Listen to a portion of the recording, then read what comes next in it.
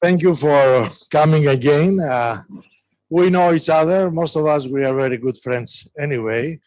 For the newcomers, I should say that we try all that since around 40 years. So my beard was had a different color when we started. And Franco's also hair was in a different color. All this year we had excellent excellent times. We had very successful meetings, and I think it's fair to say that we have one of the best schools at the time. Now it's more workshop worldwide, and we try to continue like that. Those who have been before here, you know that since long time we try to renovate some buildings around to have office space. And now you don't see yet the offices, but you can realize that something is going on. And this is highly non-trivial. We brought money for that. There is construction and things like that. It was a class between municipality and the constructor. We managed to put them again in shape, and they continue. So we are very happy about that. Otherwise, we are also happy because despite the pandemic, we managed to bring so many people together this year again. The audience that we see now is not the full audience of the next days. We are supposed to be at least 100 people here in person, which is a little bit too much, of course. Certainly we cannot be in this hall. We tried to establish something outside and we failed because although we bought expensive videos and so on, I mean, we could not anyway manage to show anything. So today, some people go to buy televisions. So let's see how this will work. But I assume that everybody has a laptop. So even outside, you can use your laptop to follow. So otherwise, you know the history here. We are in a very historical place. The history goes back to Homerus, Odyssea. Odysseus spent several years here with Madame Nafsika before going to his wife. He had apparently a very good time. I wish you the same. And we can talk a little bit more when hopefully the mayor will join us tomorrow or when she's free somehow to make a more official welcome. So from the measures, you understand, we have to permit only vaccinated people inside the hall. Otherwise, people stay outside and they will follow very well. Try to keep distances of 1.5 meters at least, because the police might appear at any moment and check. We don't have only friends here, so somebody who does not like us might call the police. On the good side, again, in front of the museum tonight, we have a welcome drink and catering for everybody, for you and your families. And we have one of the local philharmonicas, Capodistrias, to make a concert for us. So I'm sure we'll have a good time. The rest of the program of the social program comes one after the other. So, Mr. Chairman, it's your duty to.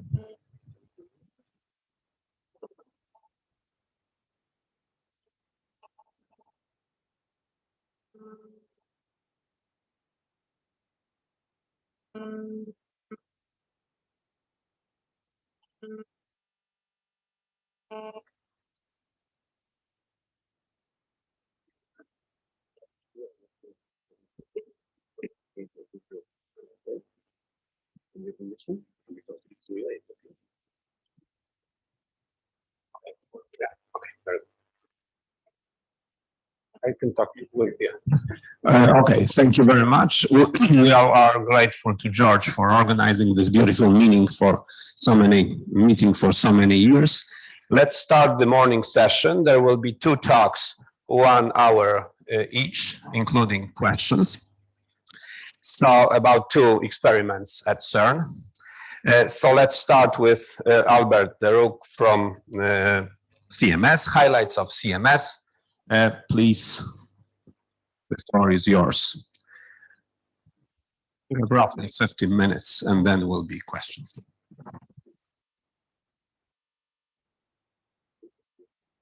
Sorry? Yeah. Mm-hmm.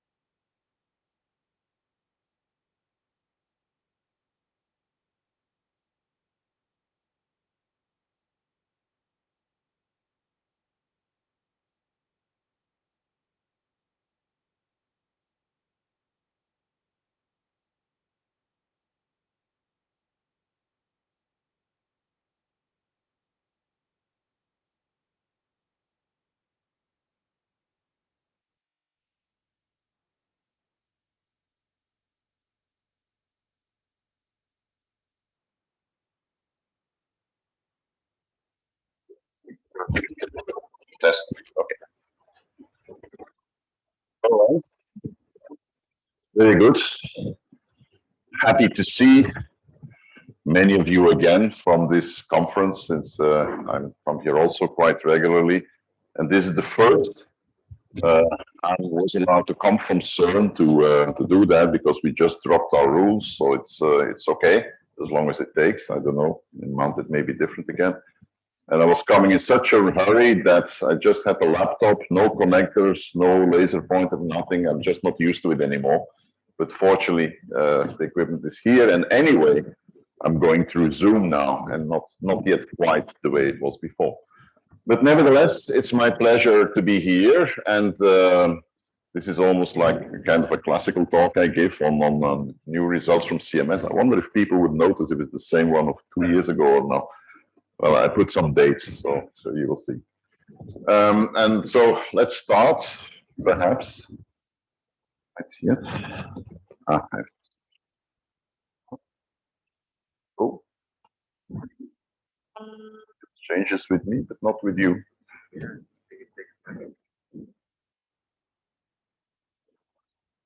I think you are frozen. Now it is. Okay. Good. So that's the menu for today. What I'm going through: some introduction on the experiment, where things are. Then, obviously, the main body of the talk will be on physics results, going from the standard model to the part standard model, say the Higgs, but hope for BSM, and then going into BSM physics. There are several other talks which are specialized on some of these topics, like supersymmetry and so forth. You will hear later also the Higgs. So I will give a bird's-eye view on the results which we're having, but not go into details, for example, how these were exactly achieved. And also it's a personal selection, I should say here. And, yep. Okay, so that is where we are. This, well, you remember, like 3 years ago, almost, the run 2 finished, precisely at this day, at this time in the morning. And these were the 3, or even if you see the pre-run here, the 4 chunks of luminosity we accumulated. So we had something like of the order of 150 inverse femtobarns of proton-proton collision data at the LHC. That's similar for Atlas and for CMS. And this is where we are in our planning. So that was a shutdown, which we are having, which took more than 2 years, and in fact got extended. We should have been running soon now, if not now already, if that would not have been a COVID period and some delays which happened as a result of it, or also technicalities. I will give you the schedule, what we're going to do with run 3 when it's coming up, and so at the end of the talk. But let's go to that. That would be a reminder of, I mean, there is enormous delay actually, because there it's already, it says the internet connection is unstable here, so that may be a problem, just for you to think. A reminder, this is the experiment, which its main element is the magnet here, the superconducting magnet with a 6-meter diameter here. And around that, you have this very compact configuration of detectors. We've been showing that for the last more than 10 years, 15 years probably now. So I guess you all know it, but just for the record, I'll leave it in. Now, I will start talking anyway on the next slide before you see it. So last year, we would have been exactly in 10 years of operation of the LHC. Here we go.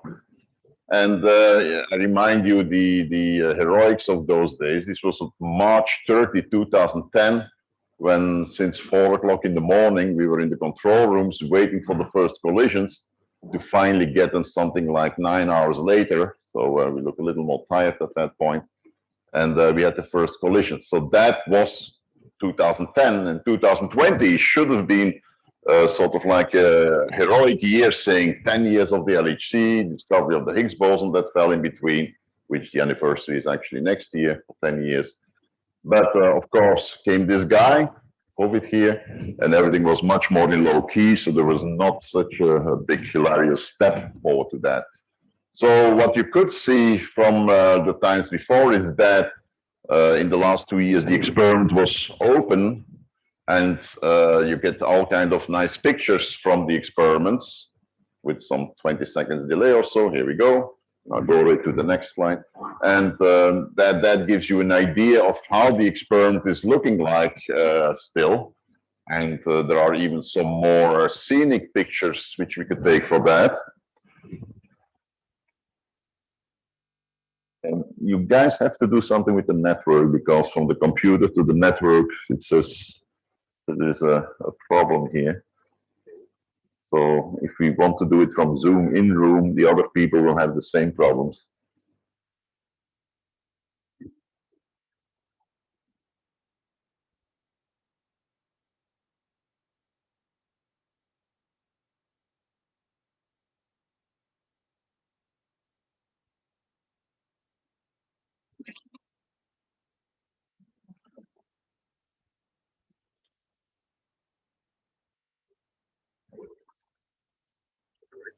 I'm still sharing. I think maybe not. Maybe it stopped sharing. Just a second.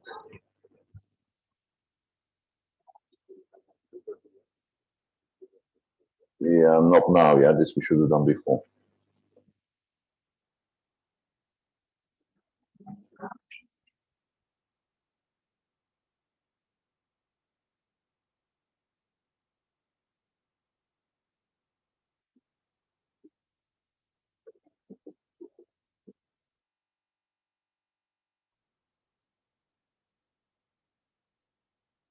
I mean, I can do it, but then you have to give me a PDF stick. Because this now it doesn't connect anymore to the network.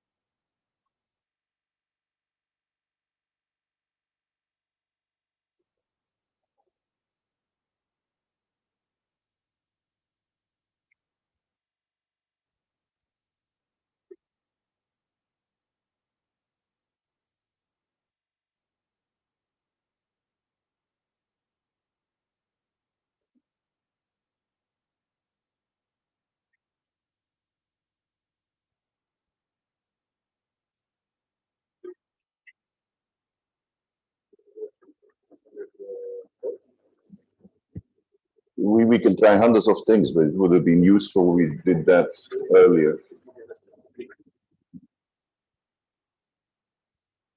No, I don't have internet problem.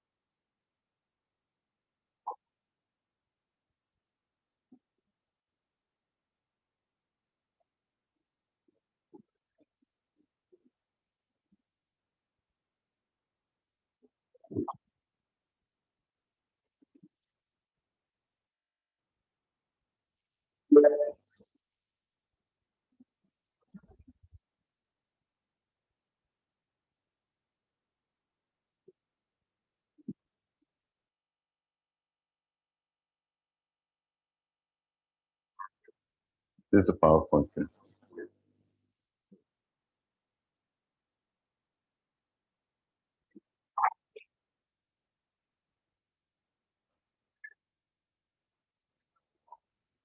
Yeah. Okay.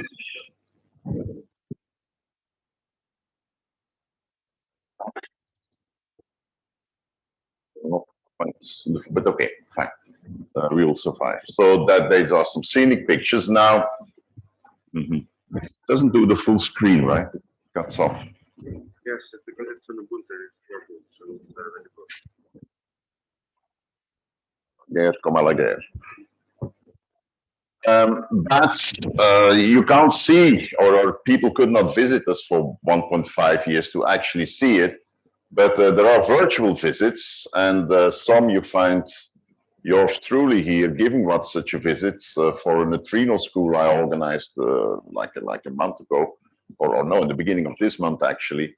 And it's on YouTube, so you have still enough of the link here. So if you want to go down in the experiment right now, this would be a way of doing it. And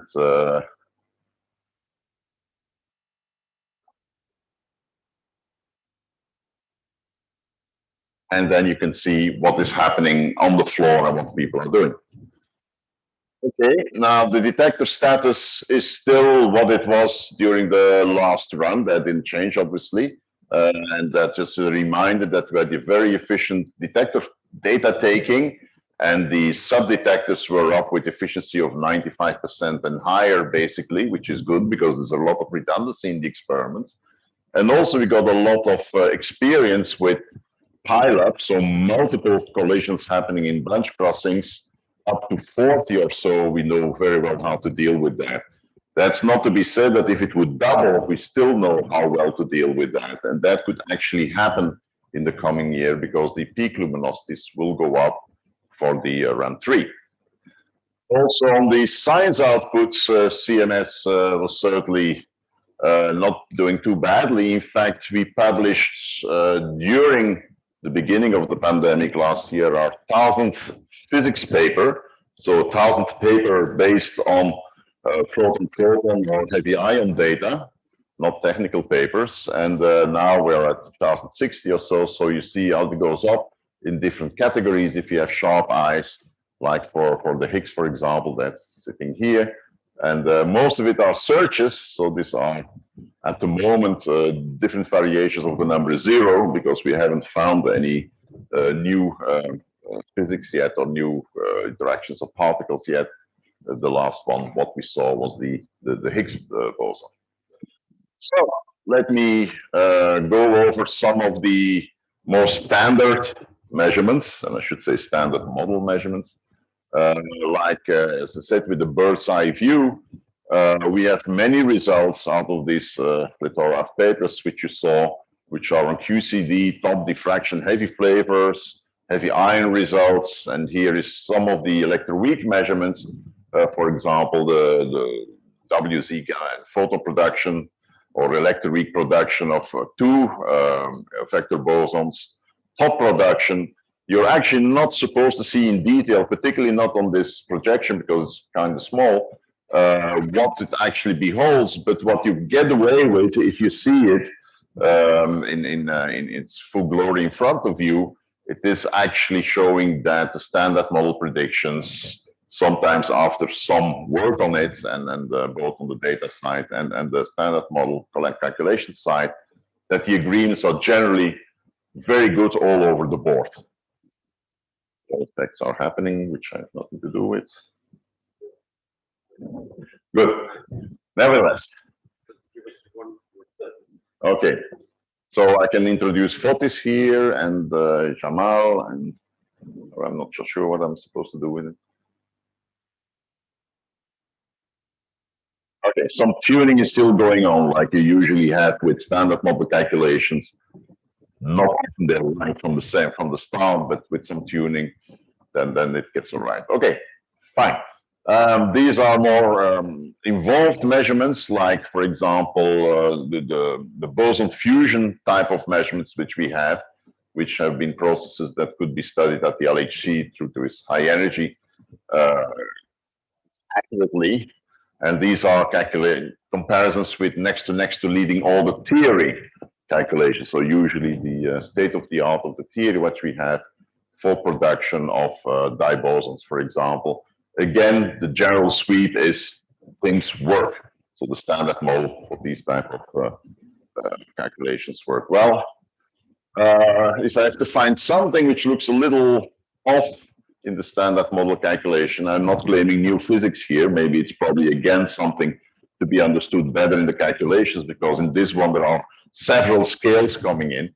This is in the TT bar, BB bar cross section. So you have TT bar pair plus associated BB bars in it, which is an interesting process, for example, which we need to know what the standard model exactly gives us for searches for new physics, and for particularly also TTH measurements with H going to BB bar. And you see there also something like all the calculations we have are of the order of 20% off in that, always on the same side. It seems that the measured cross sections, which we have systematically larger than the predictions, I think there's no fire in the house. I think that's something that can be still improved in future. Top cross sections continue to be measured, and you see what kind of precision we are reaching now compared to theory predictions. So, well, within a sigma, I would say everything looks fine. These are different channels being measured in different final states for the W decays in the top decays, and they still look quite on the spot, about 800 picobarns. Also, a very precise measurement came out at the lower energy with data we had, which is also spot on the proton-proton curve here. That's for top with associated vector bosons. There, the errors are, of course, still substantial, but at least you see they are getting very close to what you would expect from the theory. The top mass is always on our list, maybe not as hot as it was a couple of years back. The precision now reaches about 0.3% or 3 per mil on the determination of the mass, and within this kind of context of extraction of it, there is also some dispute with whether in the dipole or the so-called Pythia mass or whatever. This is what I would call the Pythia mass. And that's not the final word yet. This is the best number we have so far. You cannot even see it from here. It's 172.4 with about, as I said, 3 per mil uncertainty. That's for the experiments. Next on the line that's going to happen is a combination of all the run 2 data. This is, by the way, a run 1 result, still the most precise one. Combination of all the run 2 data, which will give a higher precision than what we have here. And then Atlas and CMS, maybe also LHCb is involved. They also see the measure tops. they will combine, and that will be the next step. There remains the enigma of the fact that at the tevatron, the mass was measured 2 GeV higher. Now, I know that Trump always wanted to be better with the in the US, but I don't think he could change the top mass by 2 GeV and have that as part of his political agenda. It's driven by the D0 result. It's still not resolved. There is suspicion what it could be, but that's still not fully resolved. I think it probably will fade away if it stays like that, since everybody else starts to measure the 172 GeV. Okay, getting into electroweak measurements, which are newish for what we did. This is a first, for example. This is extracting the invisible width of the Z, where that was some of the prime measurements of what you had from the lab experiment. Lab did it directly and indirectly from the line shape, directly from measuring all the branching ratios itself. This is the indirect is, by the way, the most precise from lab. But this is a direct estimate by measuring, no, not the branching ratio, never mind. They measured it directly from Z plus photon events. That's what they did. This is a direct measurement as well, and it actually compares, or it uses the fact that the kinematics of a Z either going to neutrinos or charged leptons doesn't change so much. So that's being utilized, and by selecting events, pretending when you know that's an E plus or E minus pair produced or a mu plus mu minus, pretending they are not there and using the absence of that to generate a missing PT, which you have like in events with true neutrinos being produced.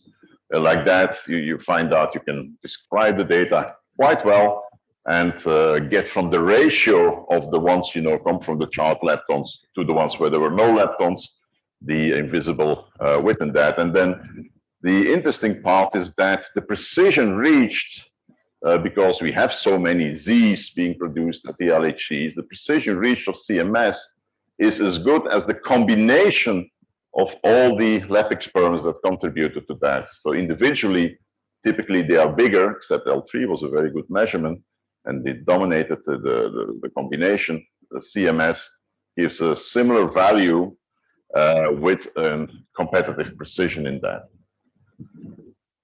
And another thing is the branching ratios for the W's to what they go. That's also a first what we did here. Atlas has already done in part this kind of exercise. Maybe you hear about that.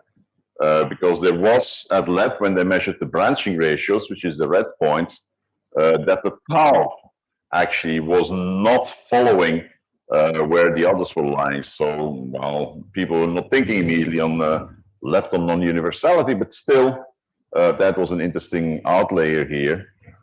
So CMS measures these branching ratios using top events, where we have W's, which we are quite certain of that they are there for WB decays, and then using an enormous classification with 30 categories, extracting all different final state channels in phase spaces where we know what the branching, where they come from which leptons, and these are the numbers that have come out, which is the black points on the curve here, on the picture here, and we show as far as we see everything behaves nicely, also the tau, and the precision is actually better than what you get from the lab measurements, because we have simply many more W's than there were ever at lab 2.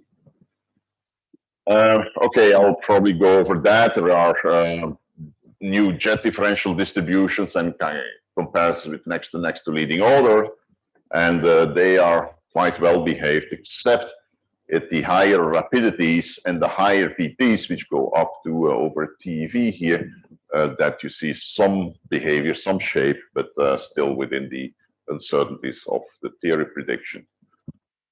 On the BS rare decays to muons, there isn't a new result from CMS per se. Actually, 2 years ago, I showed the preliminary result, which is meantime published.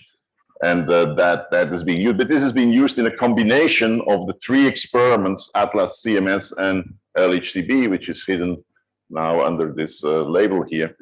And these numbers which we get for these decays, 2.6 times 10 to the minus 9, and the limit on the BD decay are at the moment the best values. I know, for example, LHCb released a paper, maybe they have another preliminary result, I don't know, but they released a paper with a new measurement, which was not in here, but this one still was beating the single experiment measurements. So that's the best we know on that so far. And that's just a pause for me, so you can look at such an event being produced. The other processes we go after, and this is a special one. That's an observation of a Jape size where you have 3 Jape sizes in an event, and they can come from single parton production, like this type of diagram. Just looks very likely to happen, but it could. Double parton scattering or triple parton scattering. So that is a way of accessing these kind of effects in the scattering which we are having. And in fact, over the whole run 2 data, this 140 versus femtobarns, we have 5 events in total, leading to some rough cross-section measurements you have here. But particularly, you can see, you can use that to check what comes from the triple or the double parton cross-section. And it seems that the double parton cross-section does contribute to that. But if you measure that cross-section, it is on the lowish side, and all heavy flavor or quaconia derived double parton cross-sections are typically somewhat lower than the ones derived from jets or vector boson counting in the event. So that's a tendency. This is a different way of measuring this double parton scattering cross-section, but with quaconia, and it's in the same ballpark as its props. Okay, that's for the standard model. Now the standard model plus maybe, and it's with the Higgs, which we have now. And a brief summary of what we knew in 2019 is given in these pictures here on the mass determination, which was a combination of CMS and ATLAS, which was 125.09 plus 0.2, 0.23 or so of an error on it. The width was constrained basically to be below 9 MeV, done under certain assumptions on how to extract the width, not the direct measurement. Couplings to from the Higgs to other particles were determined of the order to precision of 15 to 20%, and the spin we know already since some time that that's a 0+ state. So in 2021, you see the picture here in 2012, and particularly the scale here, which is the event count, is also of interest to see. That's like 5 events, 6 events or so from this here. These are tens of events. You see this nice peak here. This is the same peak of the Higgs measured in the Higgs going to ZZ final state. And in run 2, we do have that we measured all sorts of channels which we couldn't measure in run 1, but they have been presented before.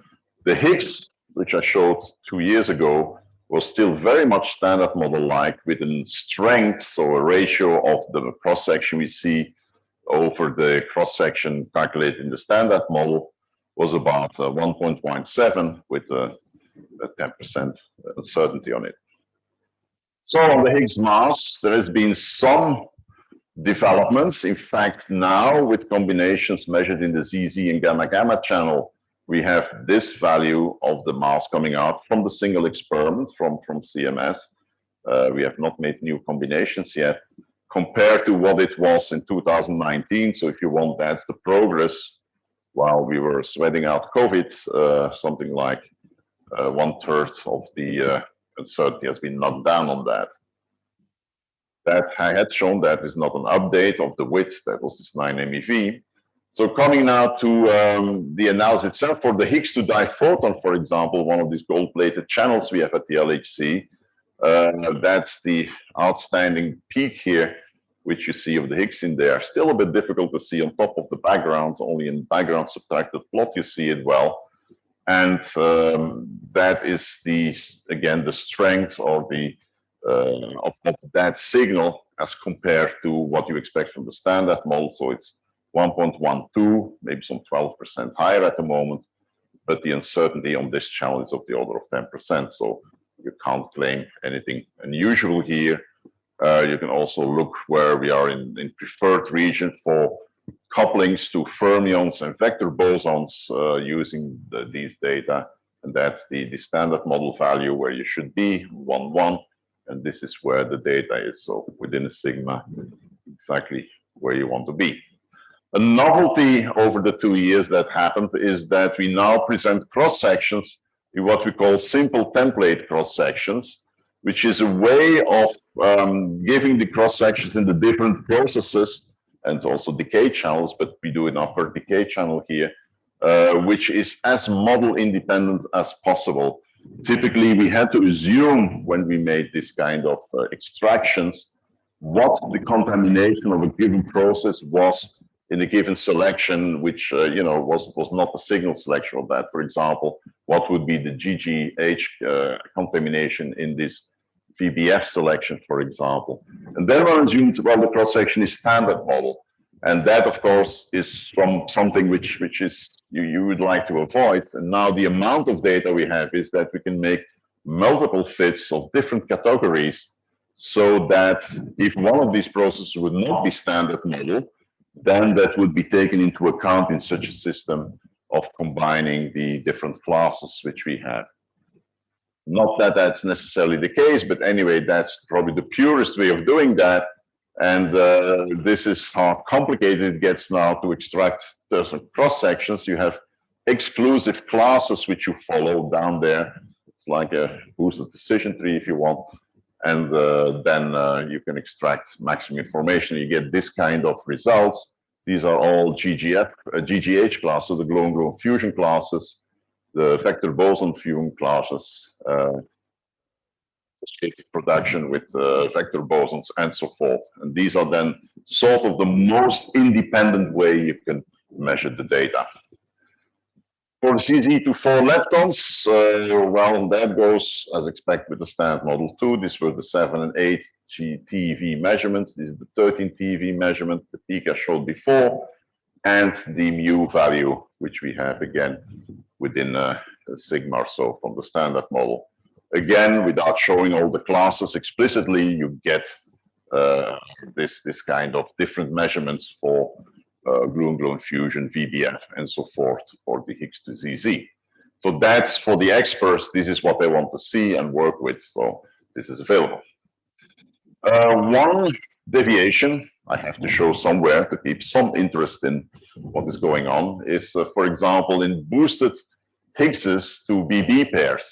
And if you look at the Higgs with at least a PT of 450 GeV and then higher, contain decaying into bottom quark anti-quark pairs, and using ZBB as a monitor to see that your experiment not is going wrong, that you measure something strange. What we do see is that on average we find more of these Higgses at these high TTs. While, for example, if we control that by disease, we find something compatible with no particular structure in there. But the mu factor here is like 3.7, so we have like 3.7 times more of these Higgses above 0.50 GeV, with a substantial error, of course, still, but it is a 2.5 sigma effect. Maybe something to look for. Chair, how much time do I have typically? Okay, plenty. Good. Then I can do a result, which I think was very eye-catching last year. And that is the Higgs to dimens has now been observed, or at least it has been, there's evidence for that, as we call it in technical jargon, because we have a 3 sigma effect of seeing Higgs decaying into 2 muons. Now, the interesting part of course is there that that's a coupling to the 2nd generation, while all the other things we have been measuring was to the 3rd generation. The 2nd generation gets more difficult because masses are smaller. But it's seen, and if you can, where is it? Here it is. It's seen there again in a background subtracted plot. It's here. It's you wouldn't see it like that, but our software tools are clever and they dig it out and find it here. and it behaves more or less and here what you would expect. So we would expect to see it right now because there's a signal strength of 1 or 1.19, but still with, as you see, a substantial error. This is the different channels, how they merge, how they work together. They don't line up nicely all around the Higgs mask here. That is expected for distributions which have a lot of statistical fluctuation in it, as they still have, but they add up, and luckily for CMS, they kiss the 3 sigma line just at this point here. So therefore we could say we see 3 sigma. But the very interesting point is to see the couplings all compare. These are all now direct measurements. Well, the top is somewhat indirect, but nevertheless, the couplings are direct measurements here. And the new hit on the block here lines up very well where you would expect it. Hooray again for the standard model, alas, perhaps for those who are looking for deviations from it. And this I'll skip. And then probably finally on the Higgs, I think, is what about the double Higgs production? Now, you know, that's a bit of a golden grail which we still have lying ahead of us, and for which particularly the high luminosity LHC is going to come in and hopefully make a measurement. This is how far we are away from it. This is different channels looking for that. So double Higgs production, one goes to gammas, one to Bs, one to Zs, one to Bs. Both go to Bs, and they lie in here. And the interesting part is to see the scale here, which is a factor of a few, like 3 to 5 or something away from reaching the sensitivity to actually being able to measure it. Now, this will be still combined. There will be still some other channels added to it, like with taus in it, for example, Higgs to taus. And we will be away from it probably like a factor of 3 or so with the run which we have. Run 3 probably is not going to bring us to 1. That will double the statistics at most, but the high luminosity is really now having very good prospects that we can actually going to measure that maybe at the start with a 50% uncertainty up to perhaps 25. Who knows? But the only place we can do it is at the LHC right now. And your PowerPoint is not my PowerPoint, as already mentioned. So there is a last thing to ding on the Higgs, which I wouldn't forget, is if there are any lepton flavor violating decays visible. Some years ago, 2-3 years ago with the run 1, we saw like between 2 and 3 sigma effect that the Higgs decay into a mu and a tau, so lepton flavor violating, was having a higher, or was having a signal size of that size, if you with the data that we had then. So of course now with much more data all being included, and also including the electron channel, and the result is here what you have to look at: how far is the data point away in this direction from the expectation, and it is not. So we cannot say there is anything left in the data that would tell us that we have a lepton flavor violating signal there. And for MSSM hunters, this is a summary of all the channels which we have either interpreted in the HMSSM scenario or in the M125H scenarios. You can figure out what these are from these publications here. This is still the open space left for these heavier Higgs bosons. This for the MA, I think, yes, for the MA as function of tangent beta. So we are squeezing in on that by not seeing the signal.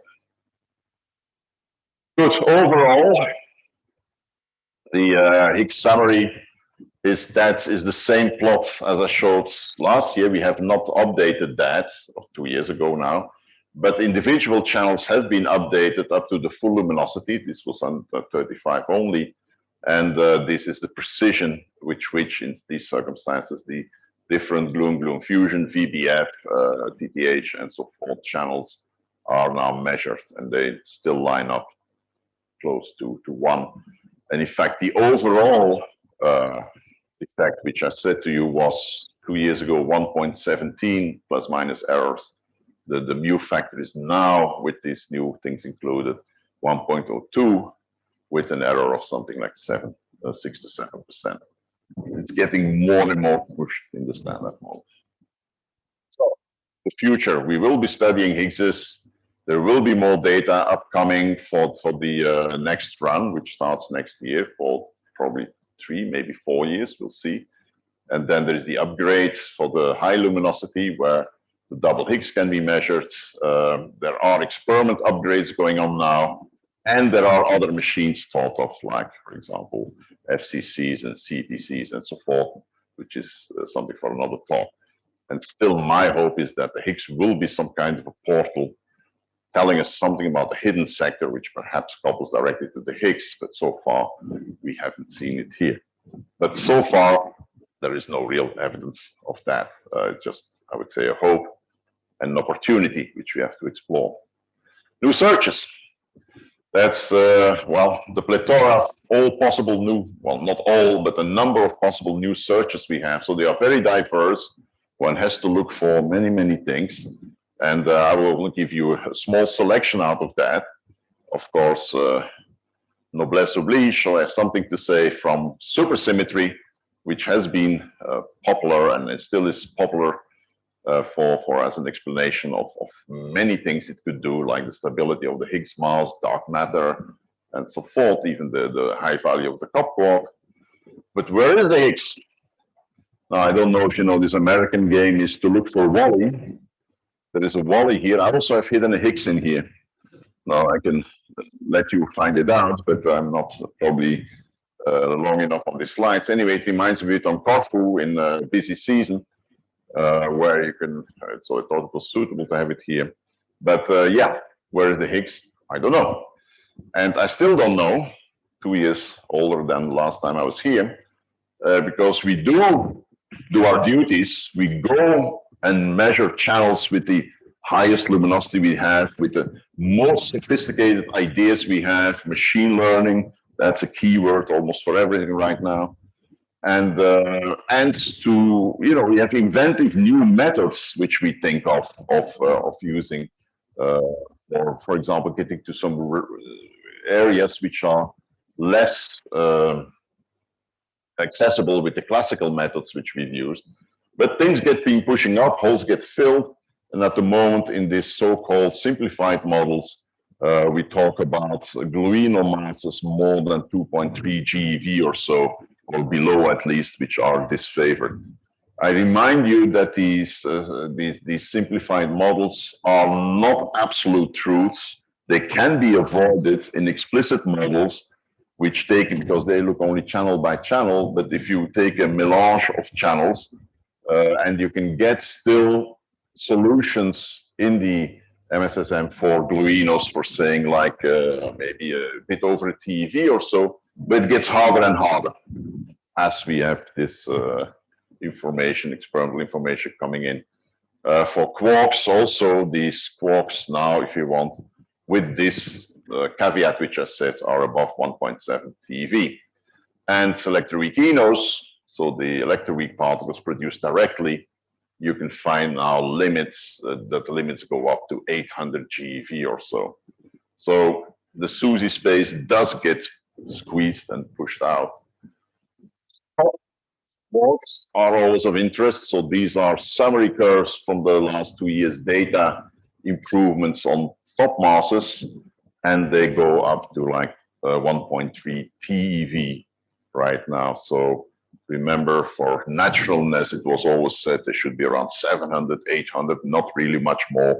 But then, you know, our tolerance for naturalness increased, let's put it like that. And now where we are also happy with a naturalness of 0.1%, then maybe you can come into this region. But it gets kind of unnatural, I would say, to get up that high. Last one, Exotica, and a traditional one, which I think I've shown over 10 years or so. Whenever I was here, I was not here every year, but it's on the neutral gauge bosons, Z primes. Where are we pushing them now? Because my talk was not called Discovery of the Z prime, so you know there are limits here. And 5 TeV is the area we are now not seeing Z primes at this point in time. Other things, new things like what we look at, for example, dark photons. A photon that could, act as a QED in the dark world among dark matter or darkish particles, what you have there, that could couple to Z's under certain kinematic mixing conditions. And so you can look at, say, Z's going into a single photon, maybe a dark, or Higgs, pardon, in this case, also a Z, but also in the Higgs in this case, to a single photon and a dark photon. And this kind of single photon type of events measured in VBF configuration, so with outgoing jets, to constrain that you actually have an event of this type or so, leads to branching ratios below like percent level of the Higgs that would do that. So not seen. And then, thanks. And the search for right-handed W's and neutrinos, this is actually a transition to a next thing I want to show, which is also a new result. So neutrinos, heavy neutrinos, maybe around there with right-handed W's. They are also typically measured in or searched for in final states with two jets, which come from the final W you have here, and then the two leptons. So, and yes, you can map out, not seeing an excess where what you exclude, although there is some small excess here, which is so in the electron channel. You see, this is the data point. This is what the background predicts. And it is something like almost a 3 sigma effect here. We have seen that before, this kind of 3 sigma effects, even in a measurement like this, and even in the electron channel, but at a much lower mass. So my bet is that this will go away, but at the moment it's there. It's not seen in the muon channel. But some new type of analysis, which at least produced in CMS, is the search for so-called heavy neutral leptons, which are heavy neutrinos if you want, but not heavy in the TeV range, but rather in the GeV range. And the model in mind is this one. This is the new MSSM, so the neutrino MSSM model, saying that, well, this is the standard model as we know it today. And if you look at the helicities of the fermions we have the left-handed and right-handed helicities for all of these partners, except the neutrinos. They don't have any right-handed helicity partners. And maybe that is just what is missing in the standard model. Assume that they are there, that they are singlets, that they are not interacting with us, even not weakly, but only through mixing with other left-handed neutrino partners. They may have not been seen yet. And maybe we have to fill up these gaps. This does not bring in a new energy scale or so in the problem. It's still like standard model energy scale, but it would be perhaps more complete like that. And as it turns out, what Shapushnikov and others have been propagating since quite some time is that this one could be a dark matter candidate, and the other two would be instrumental for explaining the neutrino masses, and also, and more importantly, for the baryon asymmetry in the universe. They play a role where they could make that happen due to CP violation in this area here. What you look for experimentally is that you produce, for example, a W, and the W produces a normal neutrino, which in the presence of a Higgs field can mix to this kind of new right-handed neutrino here. It has to do that for its isospin exchange. That would be stable typically in the region of a few GeV for a while. Just that it could decay maybe in the central tracker of the detectors. And then it decays back to a normal neutrino, and which then gives a final state, like, for example, perhaps 3 leptons in the final state here. That is what has been measured, or searched for, I should say. I wish it was a measurement. And these are the regions in the mixing of the neutrinos with this new kind of neutrino strength and the mass of these heavy neutral leptons. And of course, not a signal seen at this point in time. But that's a new direction we go. And this brings me to what is the last thing, which is the long-lived particles, which is of interest in more and more of interest, I would say, in the searches of the LHC. looking for things that live long, not decaying at the vertex. That was just an example of it, what I gave, but there are many more analyses coming out, done in ATLAS, CMS, and LHCb, and new experiments are even proposed for such measurements to be made at the LHC in the next years. And a few are already approved, which I will actually talk about in my talk tomorrow. Just to say, what are we trying to do? This is where we are now. This is where we are now. This is where these new experiments would like to measure, but we want to extend to what it is to this smaller. This is longer lifetimes, and this must be smaller masses. So we sit here in the higher masses, not too far lifetimes yet, but we want to go both in this direction and this direction with what we can do at the LHC now. This is an analysis which looks for displaced jets in the detector and tries to use a different trigger, a Z, so it's an associated production. This trigger here to catch the event, and these could be soft jets here, and therefore we can go here to like 1 GeV objects to lower masses. This is a technique using what is called scouting data, which means you don't use all the data of the detector, but just that part of the detector which is of interest, and read out only that part, which has a certain risk.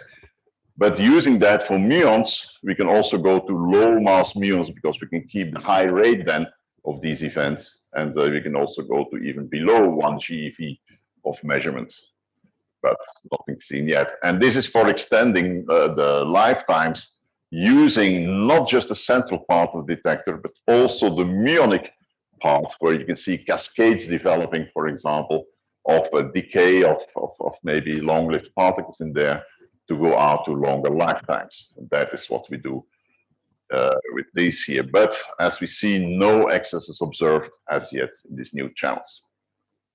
And that's the plot which you're not supposed to look at because you can't read it. And I can assure you I can't read it from here. But you see in a compressed form, if you're interested, then you can go there and see for your favorite channel where we are by that, which doesn't mean that this is all we do. We do many more things, many more channels. And I explicitly, for a reason I forgot, have to mention bileptons here as a potential channel we're going to measure. You will hear more about that in a talk later today. That is ongoing. That's not in that block yet. And finally, my time is out for this, but we also do a general search, just being ignorant what we are looking for. Just look at everything. Make invariant mass distributions, PT distributions, look at PT miss, and so forth. Throw all the events we have in categories with objects, which are defined here, and you get something like 1,500 classes. And then you just release some statistical analysis program on that to see if you have anywhere deviations. And this is a list of sort of the maximum deviations we see in particular channels as they come here. Nothing that keeps us awake, what came out of that. So that's it, basically. We go to run 3 now. I'll just say a few things. We're going to have what we call B parking. I talked about that before at various occasions. B parking is something where we trigger on something that could be a B jet, find a displaced muon or a muon, which is in the jet here, and then look at the opposite side to see the other B jet and make measurements like what LHCb is trying to make, like the R ratios and so forth. And I know LHCb is always looking at this and say, where are you guys with this thing? Not quite there yet. So you're still safe for this meeting, but it's coming. It's coming. It is in progress. Starting to get a much higher event rate than what we can do now by not reading out the whole event information. I can now see your presentation, okay? But the part of it may be only the muons in the event, and we have already demonstrated that worked. And as I say, for the long-lived particles, there are many ideas around now also to improve that for the triggers. Run 3. Now the chairman wants to know that. What energy are we going to run in run 3? Yes, he says yes. So actually, we don't quite know yet, and it's going to be either per beam, 6.8 TeV or 7 TeV, likely 6.8, because the training of the magnets just takes long. I will not go in detail. So the choice is now, the target is 6.8, and they have to be finished with the trains by the end of the year. Luminosity expected for the next run, if it is the 3-year run, is about 160 to 200 inverse femtobarn. It's more than what we had in run 2, but not as much more as you could think could come from the peak luminosity, because they think of doing leveling with the machine, not staying on peak luminosity, but doing machine leveling so that you have longer the same luminosity before it goes down, and then that gives you that you don't fully use this luminosity, of course, but that's just because we don't have then too much pileup. And that is the final thing. Oh yeah, and maybe what I should say is when we start again, that's also important, is March 7th, 2022, but it will take about 6 weeks of machine commissioning before actually the first physics happens. So say May next year starts run 3. And the interesting I want to finish with is that while the run 3 takes to 2024, there is discussion of actually extending it in 2025. Then, of course, there would be much more luminosity in this run 3, maybe close to 300 probably. All right, that summarizes things. I've basically said all before what is there. So the standard model is still quite healthy, and precise measurements require precise calculations. They go hand in hand. New processes are getting measured, but they stay all tamed within the standard model. For the Higgs measurements, okay, the progress has been shown in detail, and run 3 is particularly there going to add quite a bit of precision. And I think you saw now we are at this 10% level. We have to go better. We get to the 5% level or so. And long-lived particles are in fact no new physics, alas. I think the next speaker may probably say the same, seen in this, but we are preparing for this run 3 with all kinds of special data take modes. And, you know, it takes only one deviation to see somewhere to be victorious. And we are still waiting to have that, but working for it. And I'll stop here. Thank you very much. And now I open the question session, please. Please, maybe someone will be.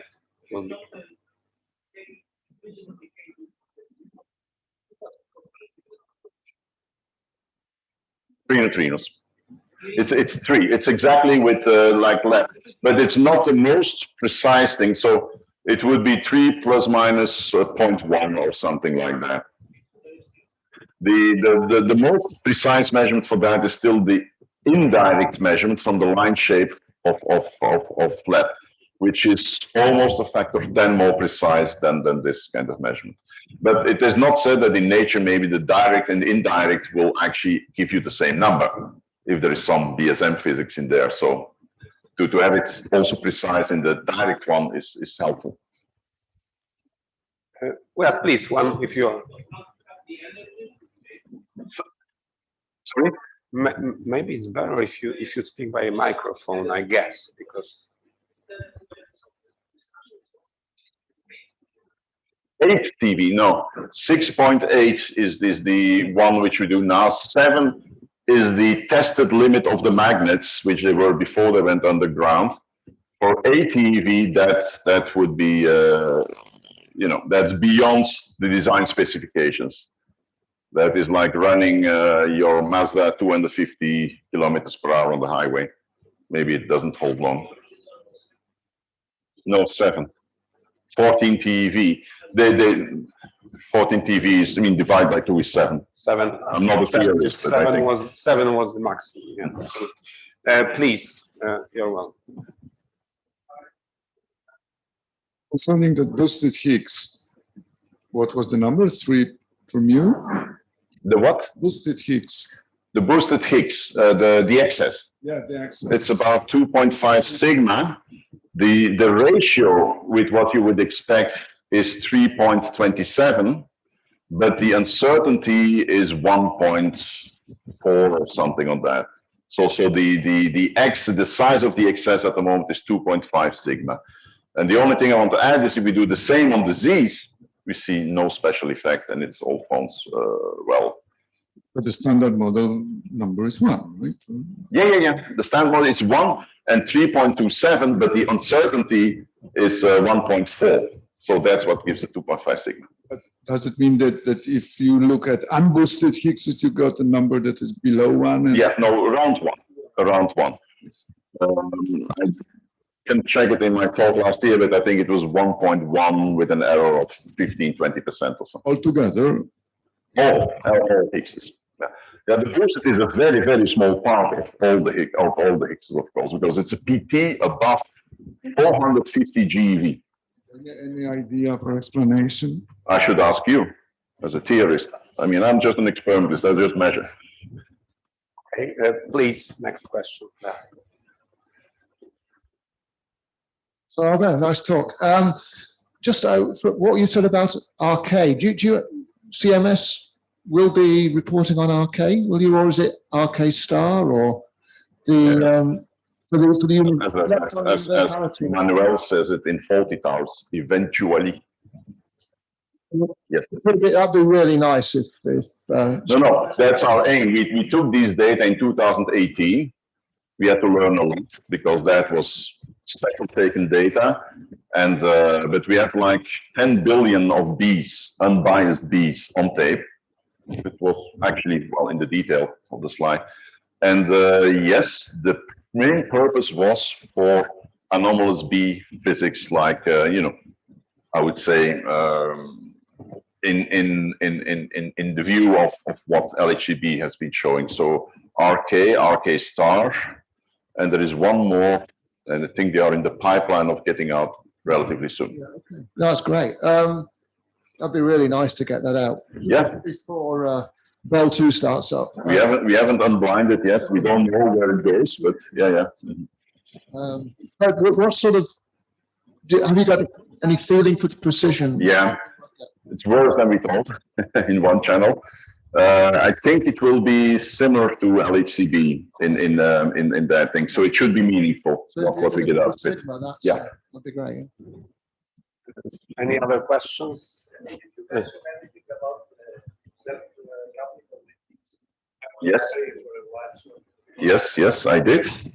And the idea is that with the double Higgs measurements, so 2 Higgs measurements in the different channels, I showed a few, and I showed just a summary slide of that.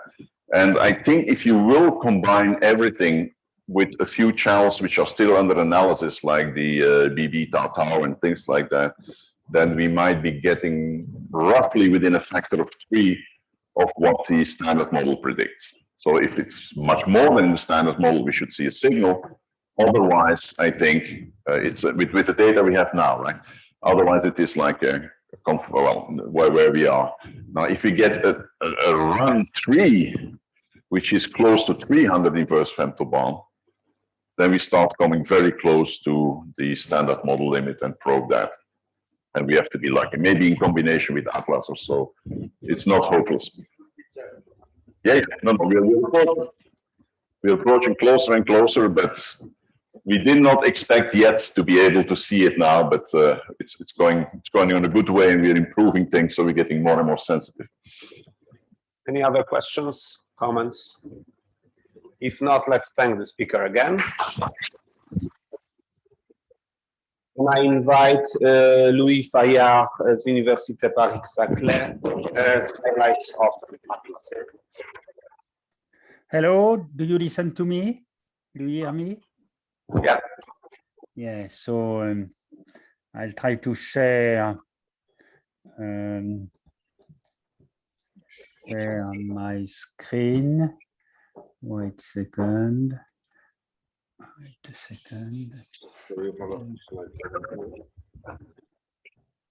Is it okay now? Yeah.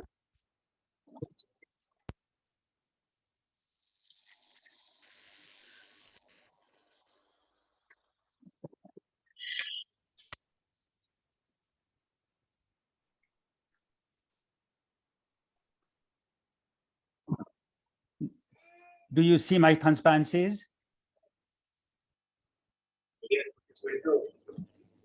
It's okay? Yes, we do. Yes, please go on. Okay, thank you. So I will discuss highlights from Atlas. And now on page 2, you see the menu of my talk. And,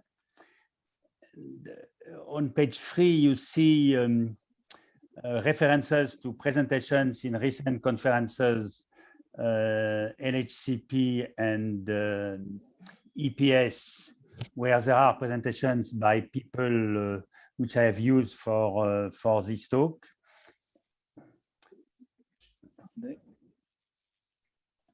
You see below also publicity for a future conference. There are a large number of results. However, we should remember that the run-2 ended in 2018 and that there is no new data. Therefore, some of the results with the full run-2 dataset were already available and presented at Corfu 2019. I will be still selective with only few details, and for more results, look at backup and references. I will insist more strongly on strategy and on results than on phenomenological interpretations. And I end by a quotation by a very famous French thinker that I like. Nothing is believed more strongly than which we know the least. Therefore, for things where I'm not expert, I very often speak without doubt, but it's clearly not the case. I thank the organizer, in particular George, and I'm really sorry of not being this year at Corfu. I really miss the conference, the spirit, and the city. So now I start by an historical introduction. I will remind a few things on spontaneous symmetry breaking and the brute angular mechanics and the LHC in a nutshell. So each time I'm making a presentation, an historical presentation, I'm starting, since once a Russian student told me that I should start by this, by the Ginsburg-Landau paper in 1950, where in some sense the Meissner effect is has the London penetration length with equivalent of the W mass and is related to a sort of brute angular Higgs-Anderson mechanism. And then I go to prehistory, where it's going from 1959, Nambu to Goldstone and other people, Schwinger and Phil Anderson, which has roughly the brute angular Higgs mechanism. And I cannot resist of showing this picture from the 1960 paper of Goldstone, where you have what is called now the Higgs potential, and you have also the mass root of -2 mu square, which is in fact the Higgs mass. So after this prehistory, I now go to history. In 1964, brute angular Higgs, Guralnik, Hagen, and Keeble produced this Higgs mechanism, which was already intuited by Anderson, but it's going from something which is a genius idea in superconductor to a magic thing, superconductivity in the vacuum. Then you have these papers of Weinberg in 67, and in 1970 you have Toft, which ends the story by showing that the standard model, which was produced by Weinberg, is renormalizable. And I go to experimenter.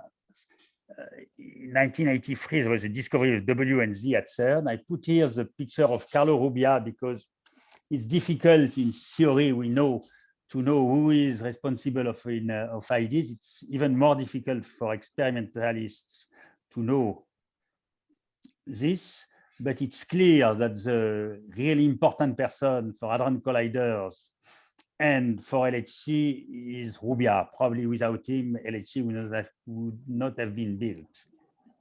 So now, after there is an arrival succession of dates which culminates by the approval of the LHC in one step in 1996. and the startup at 3.5 plus 3.5 TeV in 2010, and the discovery of the Higgs boson in 2012 and the Nobel Prize in 2013. In fact, on this page, I make back to the past, where I remember you that in 2008, the first beams were around in the LHC, and 9 days after, there was an incident. And CERN was really fantastic, with 14 months of major repairs and consolidation, a new quench protection. It started in 2009 with the first beams. In 2020, it was decided to go at 7 TeV and instead of 14 TeV. In March 2020 was the first collision at 7 TeV. At the end of 2011, there was a first signal around 126 TeV, which was announced in a CERN seminar. And we started again at 8 TeV, and the 4th of July was announcement of the discovery of the new boson with 11 inverse femtobarn integrated luminosity. And this is a picture of me sleeping in front of the CERN auditorium, the 4th of July, in order to have a seat to listen to the announcement. Then after, 1 year after, the standard model boson-like properties were clear, and the Nobel Prize was given to Englert and Higgs.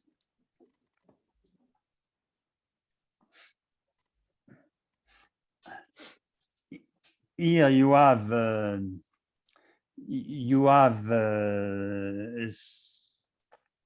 schedule of the past years, where you see several important measurements or limits which were shown by Atlas after the Higgs discovery.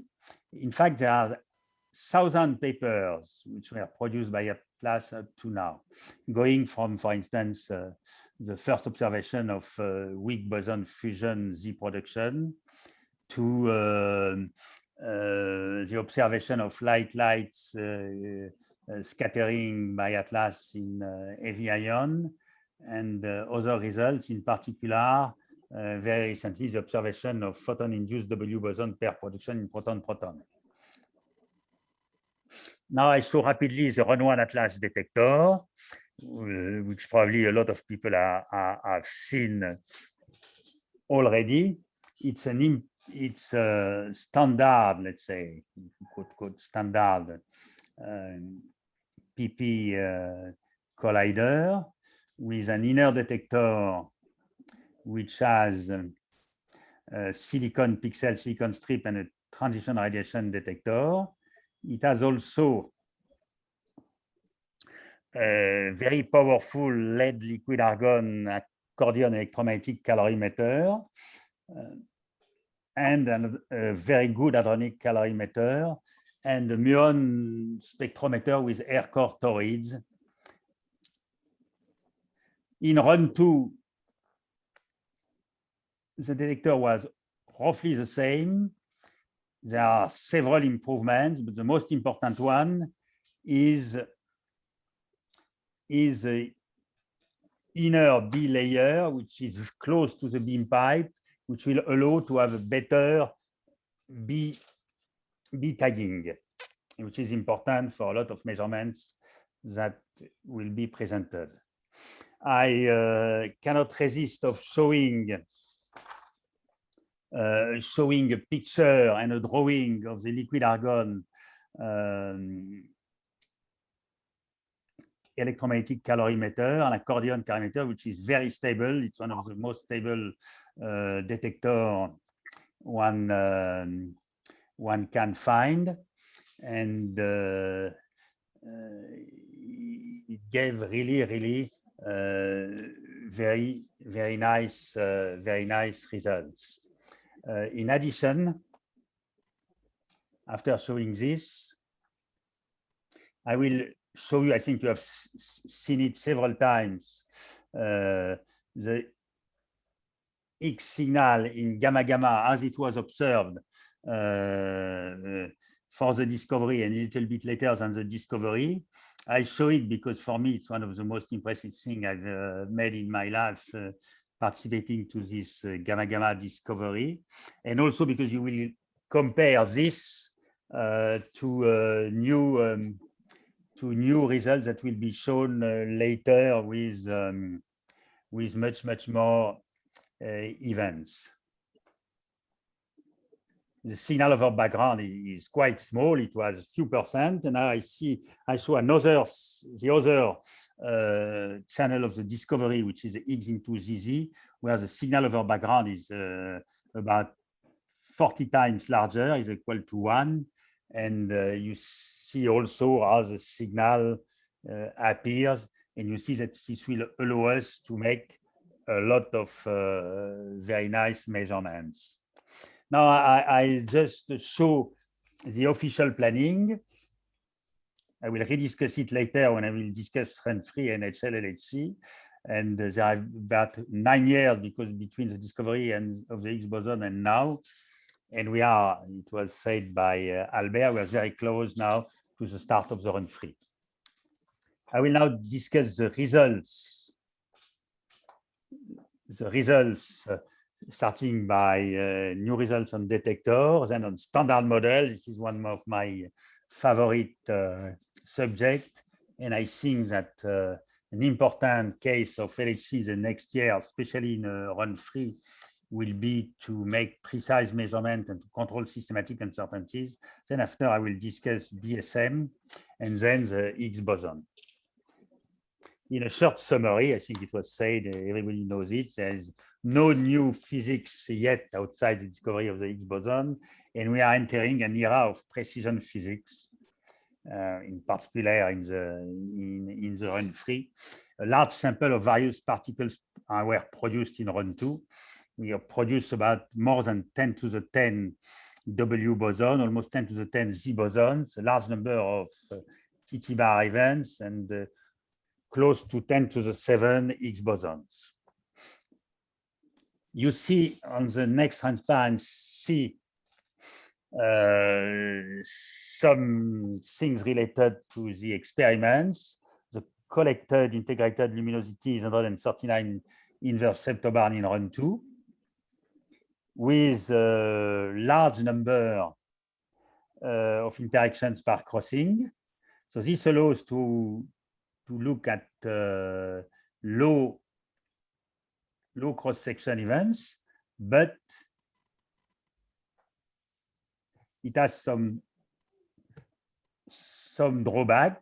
You see that in addition to the large number of interactions per crossing, there's a tiny peak at low mu.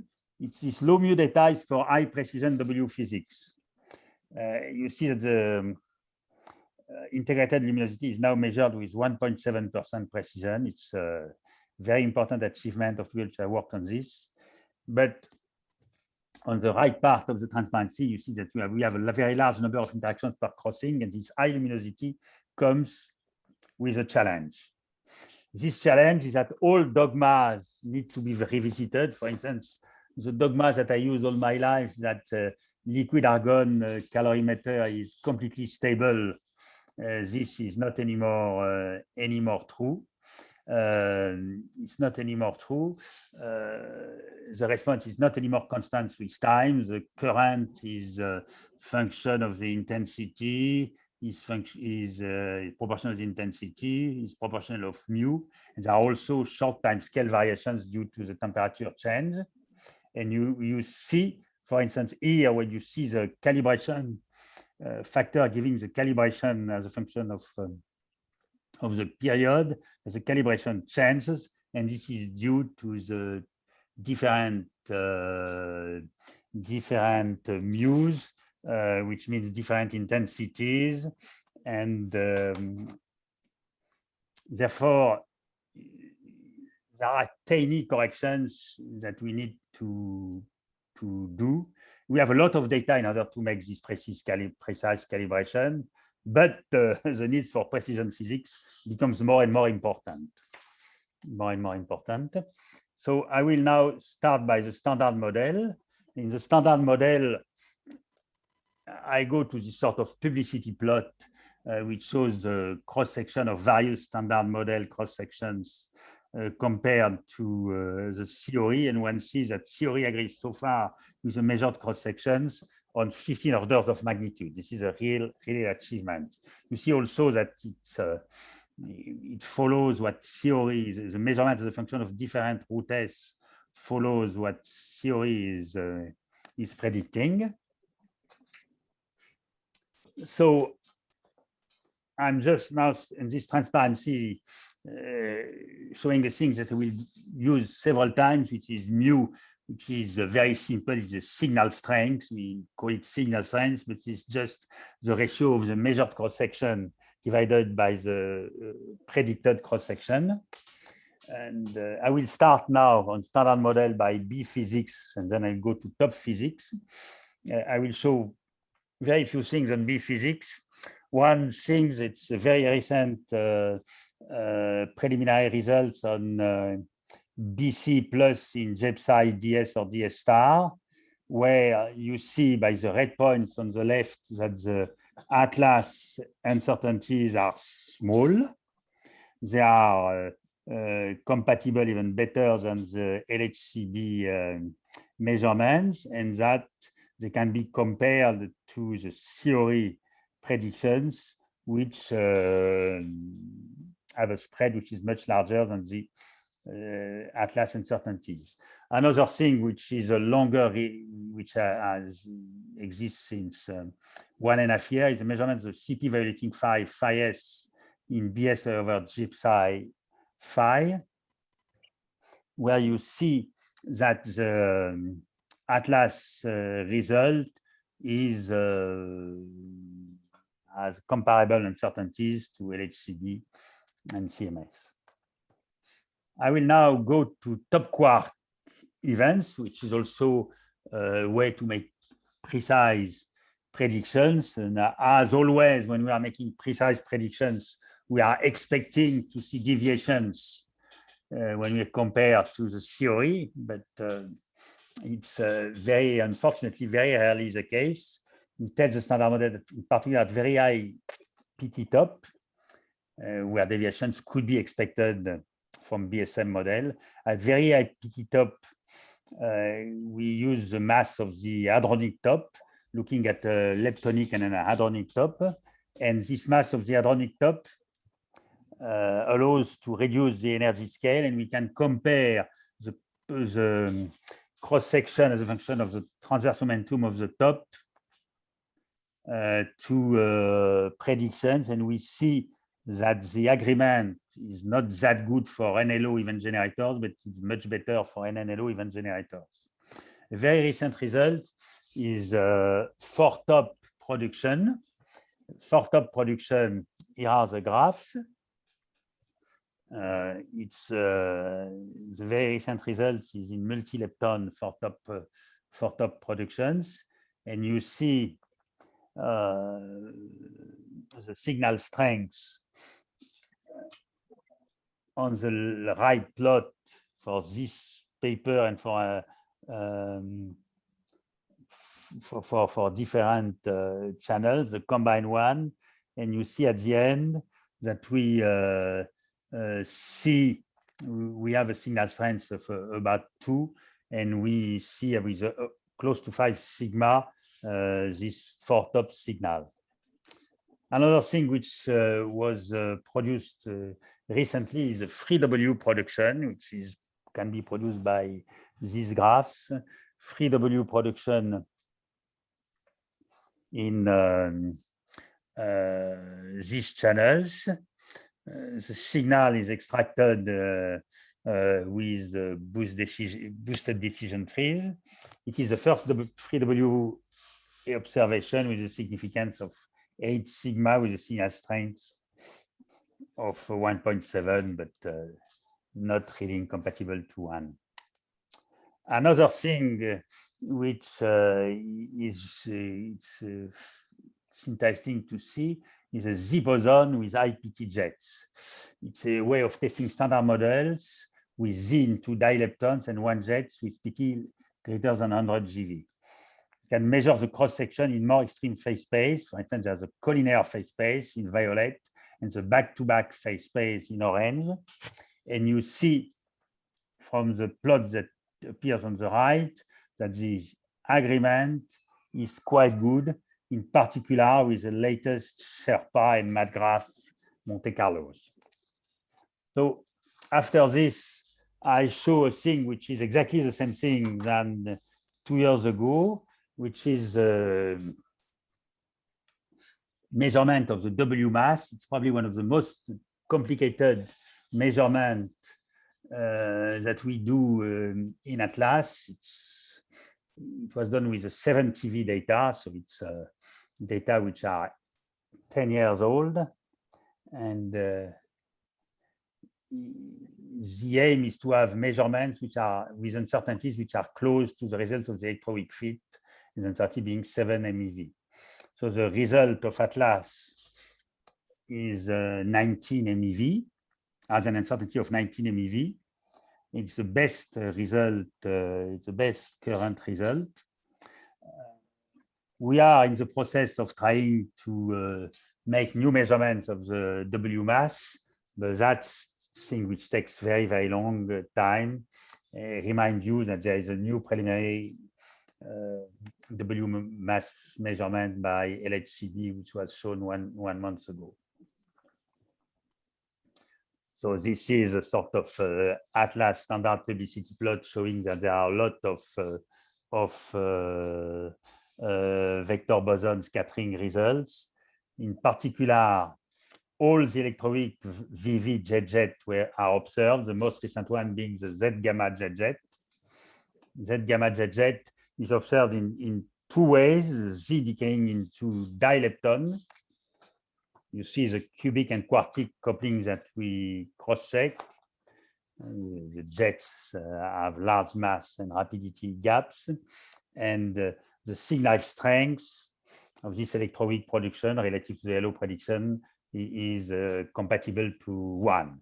There is another analysis, which is the Z into pair of neutrinos, and there is a 5 sigma observation with a signal strength, which is also compatible to 1. And this analysis is also setting limits on the invariant and of the invisible decays of the Higgs, or on the Higgs into photon plus dark photons branching ratios. Now I will discuss BSM. As everybody knows, BSM is in a way the main raison d'être of LHC, and a lot of people, theorists, but also experimentalists, were hoping to find BSM signals at the LHC. Unfortunately, it did not come.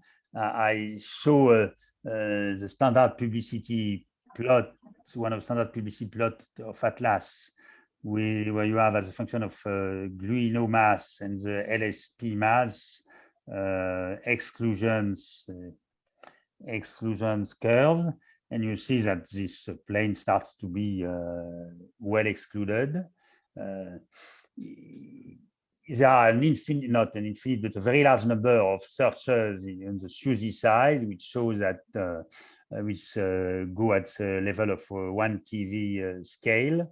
I extract a very recent one, which is a SUSY electroweak search. Electroweakinos with a mass between 0.1 and 1 TV are well motivated. The neutralino being could be a LSP as dark matter. You see the graphs that we are looking for, which are there. The keyword here is large radius jets. When we are at large mass, we have a large, the jets are boosted, and you have to find large radius jets, which are put in blue. And you see that we are the strongest limits at high electroweak kilo mass. On flavor anomalies, I will say very little things. I just show that I remind you, everybody knows that recent result from BDK indicate possible deviation from lepton flavor universality in RK star, RK star, and RD star. And vector leptoquarks are potential explanations. Here are graphs that I show. There was a leptoquark pair production search in Atlas, where we are putting limits for at about 1.8 TeV for some leptoquarks branching ratios, and some summary plots for scalar leptoquarks can be found in several places.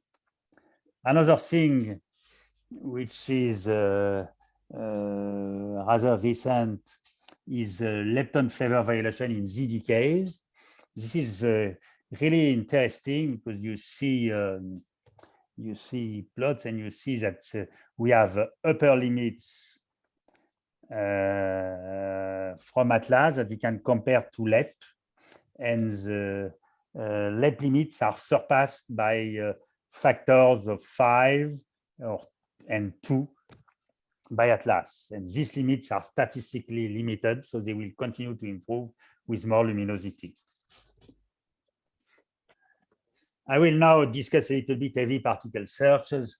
In BSM, obviously, heavy particle searches was publicity item of LHC. It's motivated by the hierarchy problem, new physics at TV scales. Unfortunately, as you know, we have not found something. I show here two limits. Heavy gauge bosons with right-handed couplings. We have a top tagger using Z substructure, and we put a limit at 4.4 TeV for this right-handed W. Another thing is vector-like top quark, where we tag Z or Higgs, E, mu, and B, and with large and small air jets, and we put a limit of 1.8 TeV for coupling of larger than 0.5 on this channel.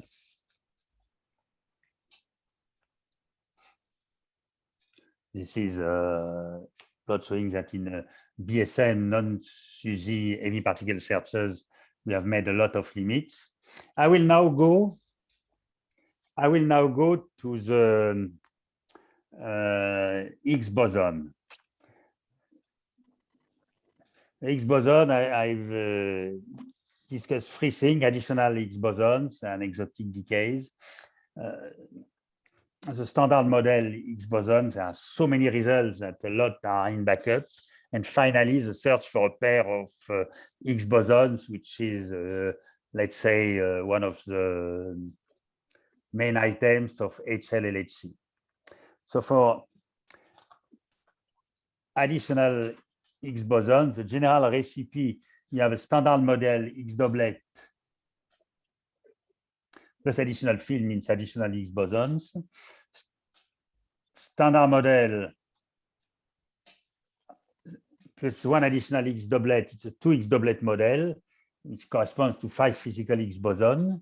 4 variants to couple standard model fermions to the 2 Higgs to these 2 Higgs doublets. The MSSF is one of these Higgs doublet models. In fact, it's one of the type 2 Higgs model models. There are numerous benchmark models like HMSSM, which have been studied by Atlas and CMS. One thing here is on the plot MA tangent beta in the MHSM, you see what is excluded now. Another thing which there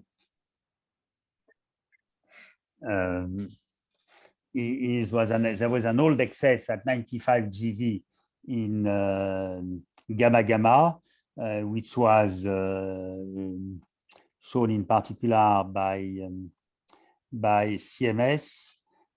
However, there is no new result on this. This interested people because there was a tiny excess also on left limits.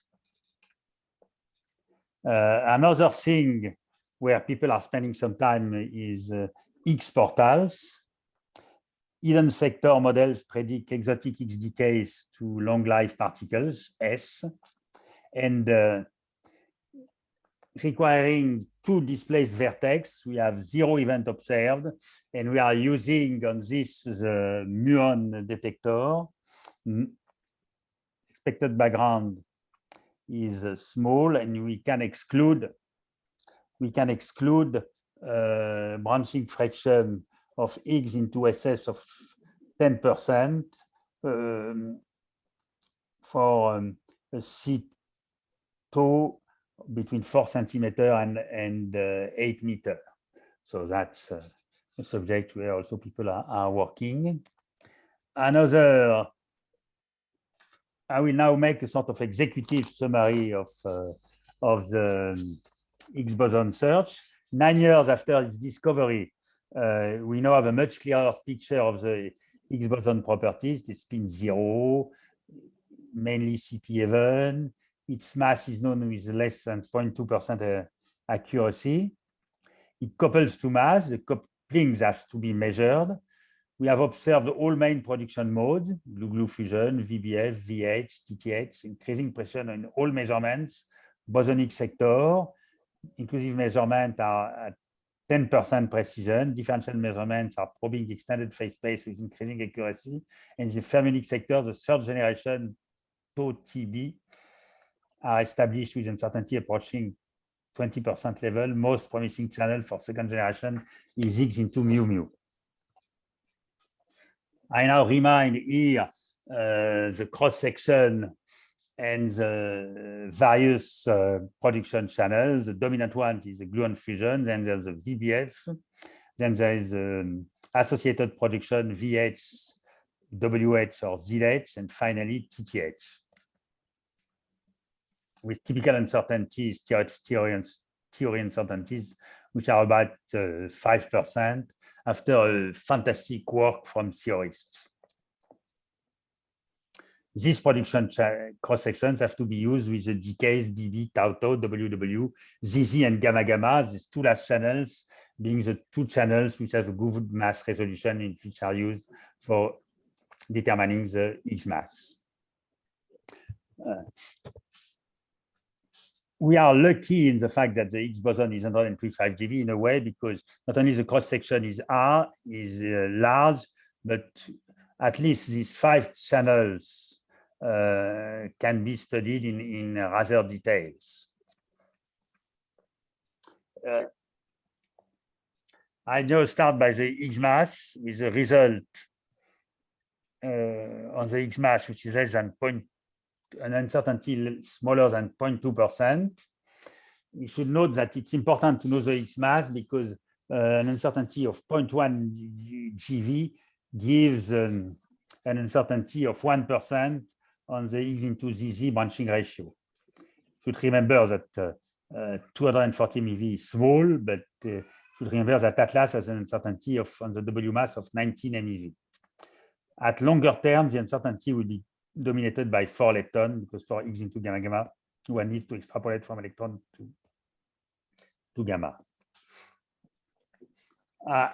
I now also show a publicity plot on TTH H into gamma gamma. You remember the plot that we had in Higgs into gamma gamma, inclusive Higgs into gamma gamma, where the signal over background was 2%. Now you see, obviously, with much less signal, you see signal over background around 1. And the TTH process is observed with a significance of 5.2 standard deviation. And this allows to make constraint on CP admixture. A very recent result is Higgs into tau tau. Higgs into tau tau is rather abundant. 6% is a branching ratio within the tau, but it's an important experimental challenge, 2 to 4 neutrinos in the final state, a poor mass resolution. But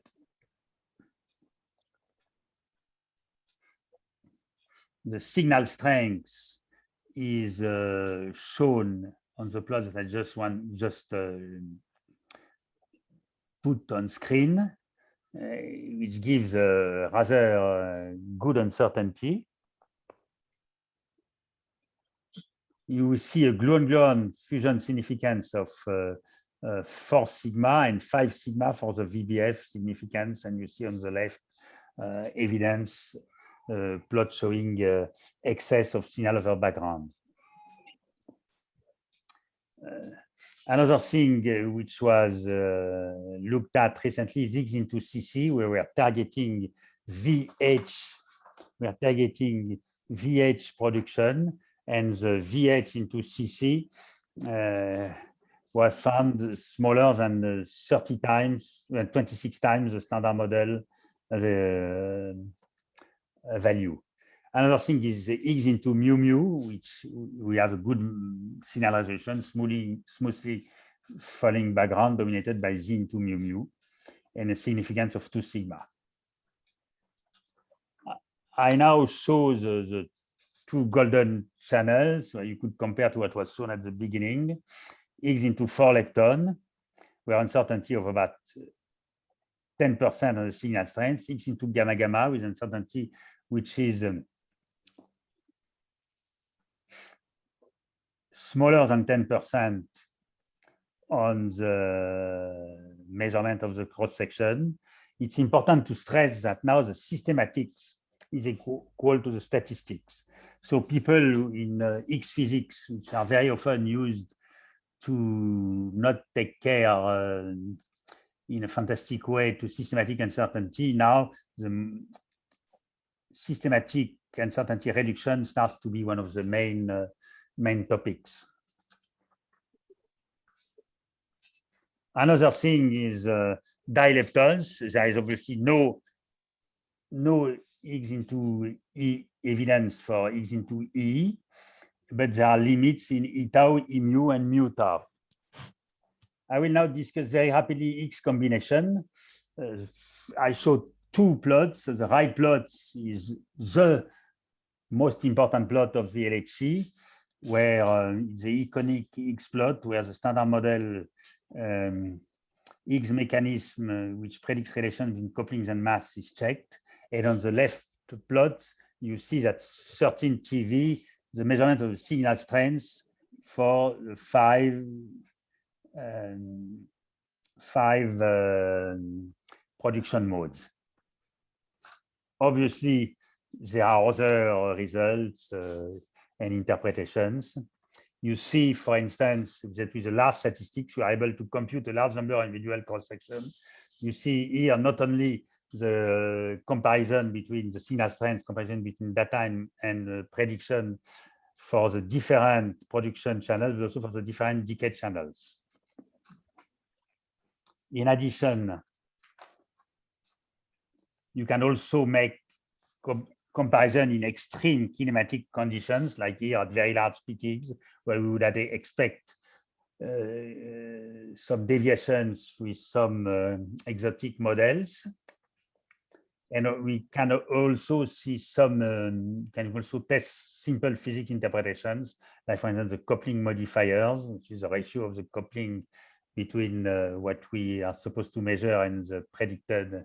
And you see that these coupling modifiers are cross-checks to be close to 1.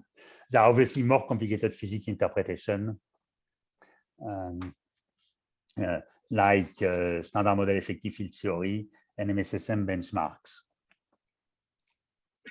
10 minutes. How much? 10 minutes. 10 minutes, that's okay. That's okay. So I now discuss a little bit invisible Higgs as a new result on invisible Higgs with Z into dilepton. An experimental signature is Z into dilepton to CTMIS. And you see that invisible branching ratio is less than 18%, to be compared to the old Atlas combination, which was 11%, and to the standard model prediction, which is 0.1%. And you see below dark matter interpretation as limit on WIMP nucleon scattering in Higgs portal model, complementary to direct dark matter searches. I will now discuss a little bit search for a pair of Higgs bosons, which is in fact a very important thing for HL and HC. After discovering the Higgs boson, the ultimate proof for standard model is to fully measure the Higgs potential, where you see in gray the mass term and in blue the self-coupling terms. These are the standard model graphs, the box graph and the triangle graph which interfere. And the triangle graph is the one which is sensitive to this triple Higgs coupling. And you have also beyond standard model ways of producing di-Higgs. This is a summary of the Atlas results. We see we are at the limits which are close to 5 times the standard model. I will now, the two most important channels are BB gamma gamma and BB tau tau. I will now flash one transparency on BB tau tau and BB gamma gamma. BB tau tau use toward and two lepton, where you are using hadronic and leptonic decays of the tau. With an improved hadronic efficiency compared to the previous analysis. The limit is at 4.7 times the standard model, and BB gamma gamma events are characterized by the BB gamma gamma invariant mass and multivariant discriminant. We have put limit on the HH cross section in BB gamma, and also on kappa lambda, the coupling modifier of the tri-Higgs coupling. So now I will discuss very rapidly, before concluding, the future of Atlas, run-free, and HL LHC. I show again the planning, is a discovery of the Higgs boson, where we are now. This is the official planning, but most probably, it was already said by Albert, 1 additional year for the run-free will arrive. Therefore, the run-free will probably end at the end of 2025. This year will be added, obviously, in LS3, and probably more than 1 year need to be added to LS3. So therefore, the run 4 will probably start in 2019. I just flash the phase 1 upgrade, which is for the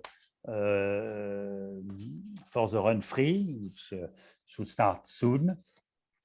Important things are new liquid argon electronics, which allow a better trigger, and an important improvement of the muon system, 2 new small wheels that will be installed, which one is installed and the other one will be installed very, very soon. I'm discussing the Atlas phase 2 upgrade now. It is much more important upgrade. What is done is put in this transparency. The most important thing is a new inner tracking detector, which is an old silicon tracker up to eta equal 4. And this, it's very hard work. And let's say we are, if one more year, we will not complain. In addition, there's also a high granularity timing detector between 2.4 and 4, which could be useful. And finally, this is my final transparency. I show some potential predictions of physics that could occur for HL LHC. Here you see the coupling modifiers. You see you can arrive to uncertainties at a level on coupling modifier at the level of 1%. Another thing which is important is the Higgs search. This is one of the most important things of HL-LHC. We may hope to have a 50% uncertainty on this coupling modifier, or on the self-coupling measured at HL-LHC. And the uncertainty of the W mass will hopefully be reduced, but this probably will require special runs and very, very hard work. So my conclusions, it's a fantastic run-2 data set that we had, thanks to the outstanding performance of the LHC in our class. During run-3, where we will multiply the total integrated luminosity by 2 or a little bit more than 2, the emphasis, at least on my mind, will be on precision, but you should remind that we have only 5% of the data that will be delivered by HL-LHC that we have analyzed up to now, so there's a lot of things to do.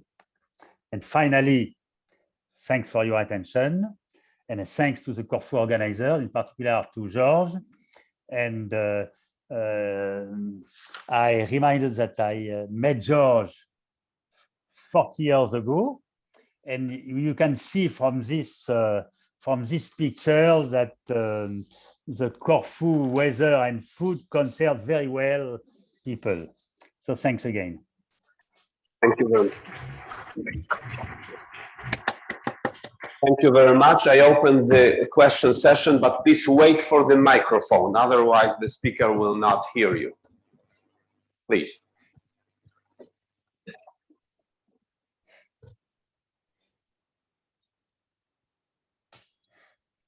You mentioned the measurement of vector-like top quark, and if I understood correctly, the limit is 1 point TeV.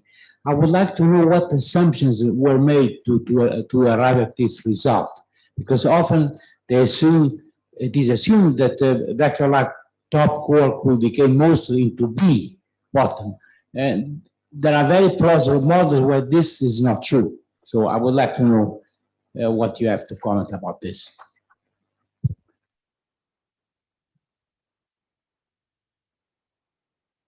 Wait a second.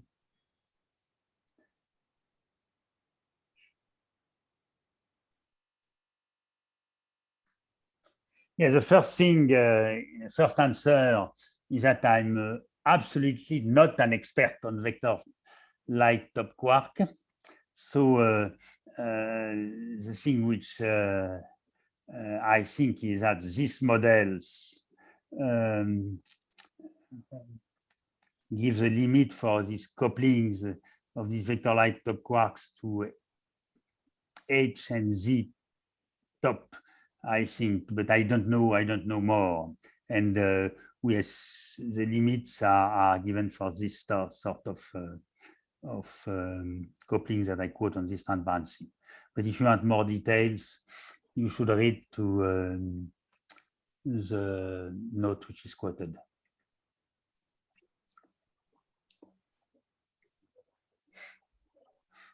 Can I have another question? Yes, please. Yes. What about rare top decays, T going to C and Z? Are there new limits on that? Because that's a very important rare process.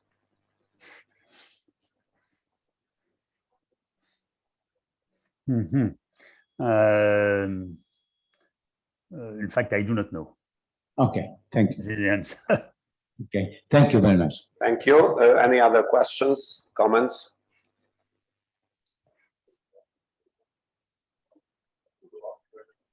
Yes, please, but please wait for the microphone. So for your question, I know we had the limit reduced about 1.5 to 2 years ago in CMS. That's still the latest one. If you know where that is, I can help you to find it, but there is a limit on that. About 2 years old now. It did not, there was no renewed analysis. This is what we did 2016 data, so 36 inverse Ventelbaum. But it was, I have not seen an update with the full statistics. No. Thank you. Any other questions or comments? Yes, please.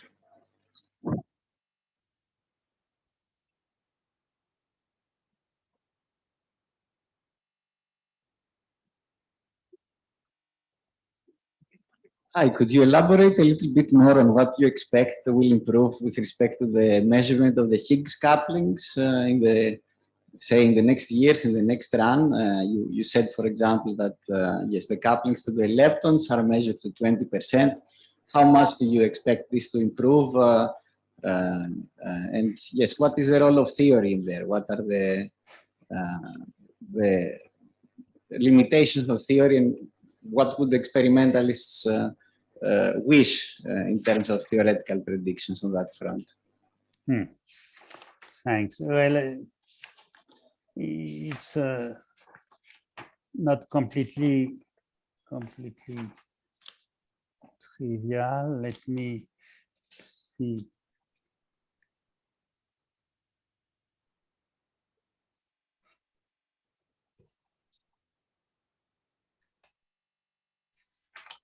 Let me see.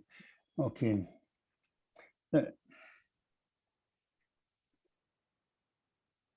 So here I show, let's say for 2 Higgs couplings, for lepton and gamma gamma, where we have the smaller statistical uncertainty, which is let's say 8% in one case and 7% in the other case.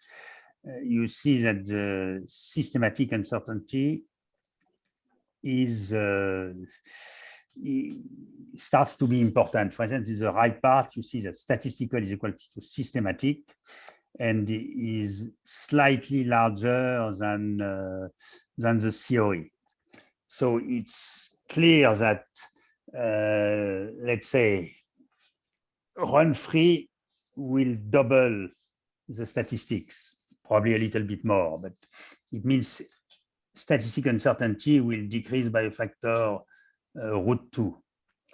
And systematic uncertainty will probably decrease a little bit. It's not completely obvious. For instance, here statistical uncertainty for the Higgs in gamma gamma is related to the way we model the background and we model the energy resolution. These are very complicated things. We have improved a lot in the last, at least on the energy resolution, on the background modeling less in the past 3 years, which we probably need to improve more. You see that the theory uncertainty will be just equal to the statistical uncertainty divided by √2. So it's true that it would be good to have theory, a smaller theory uncertainty for this. However, this is if I want to make a very precise measurement of the cross sections. But as I say, you will, in let's say 7 years from now, we probably will only have a statistical uncertainty which will be √2 times smaller. So it leaves 7 years to the theorists to make major improvements. However, when I discuss with Claude Dur, I realize that this is not, it's more easy to say than to do. However, if we add an infinite statistics, we will be forced, obviously, to make some cross-checks by making ratio of cross-sections. But another part where theory is important is obviously by reducing by controlling the backgrounds when we are looking at multi-jet events, or by modeling well the extreme phase space by looking at large PT of the Higgs, where we could expect deviations. But I really don't know. The only thing which I can say is that in a lot of places in Higgs physics, where analysis were coming very rapidly because we are dominated by statistical uncertainties, things will now become a little bit more complicated. But okay, I don't know if this answers you on your question. Oh, that was very helpful. Thanks. Thank you very much. Are there any questions or comments yet? Yes, please. That's the last question. We have to make a break. Yeah. I'd like to ask about age decaying to tau plus, tau minus, and possibility to measure correlations between decay products of those taus. The reason for the question is that this is a place where one could look for CP violation in the Higgs tau plus, tau minus coupling. So is that considered or? Yes, this is considered. I don't know if there is already starting to have limits on this, but this is well discussed. Yes. Yeah, this is an important thing. Yes. Maybe the last question. Yes, still. Yeah. Sorry, it's a comment. I mean, I don't remember which experiment it was, but I think I've seen already results from the experimental collaborations exactly on this measurement, yeah, on the CP violation for Higgs tau specifically. So one would have to dig it up, but if you look at EPS talks, for example, I think one will find it. But I don't know whether it's Atlas or CMS, sorry. Thank you very much. Let's thank the speaker again. Now we make a half-an-hour break and we'll meet together back at 12 o'clock. Thank you.